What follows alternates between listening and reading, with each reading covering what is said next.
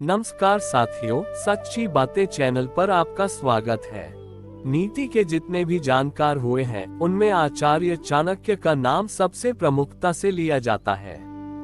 चाणक्य के जीवन से जुड़े ऐसे तमाम सूत्र बताए गए हैं जो आज भी लोगों को सही रास्ता दिखाते हैं। जीवन की आपाधापी में इंसान को कई बार समझ में नहीं आता है कि वह कौन सा काम करे और कौन सा काम नहीं करे।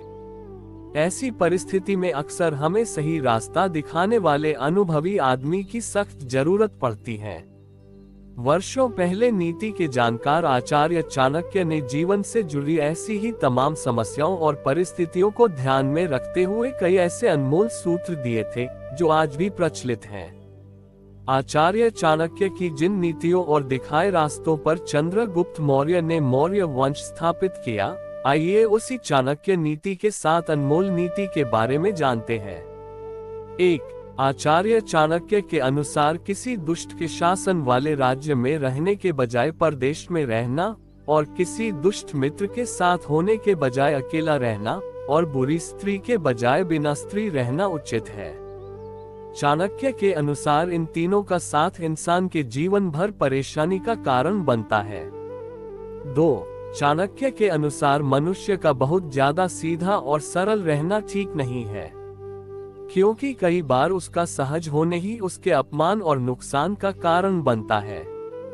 बिल्कुल वैसा ही जैसे जंगल में सीधे वृक्ष काट दिए जाते हैं, जबकि टेढ़े मेढ़े तनों को कोई नहीं छूता है। 3. आचार्य चाणक्य के अनुसार सुख की कामना करने वाले को विद्या की उम्मीद छोड़ देना चाहिए, विद्या प्राप्ति करने वाले को सुख की उम्मीद छोड़ देना चाहिए।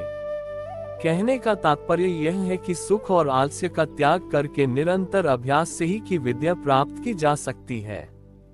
4. आचार्य चाणक्य के अनुसार प्रवृत्ति की उत्पत्ति प्रकृति के अनुसार होती है।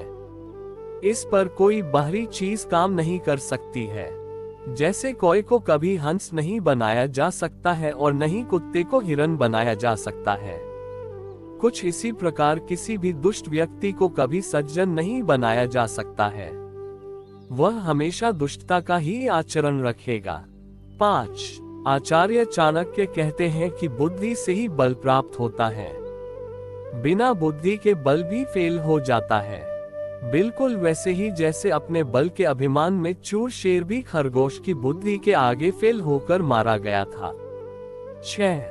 आचार्य चाणक्य के अनुसार शक्तिशाली शत्रु को उसके अनुसार आचरण करके, दुष्ट व्यक्ति को उसके अनुसार आचरण करके और अपने अनुसार बलशाली व्यक्ति को प्रार्थना या फिर बल का उपयोग करके काबू पाना चाहिए। 7. आचार्य चाणक्य के अनुसार सांप और दुर्जन व्यक्ति में किसी एक को चुनना पड़ जाए तो सांप को चुनना चाहिए, क्योंकि सांप सिर्फ एक बार डंसता है लेकिन दुर्जन व्यक्ति आपको हर कदम पर डंसता है, यानी वह हर समय आपको नुकसान पहुंचाने की कोशिश करता है।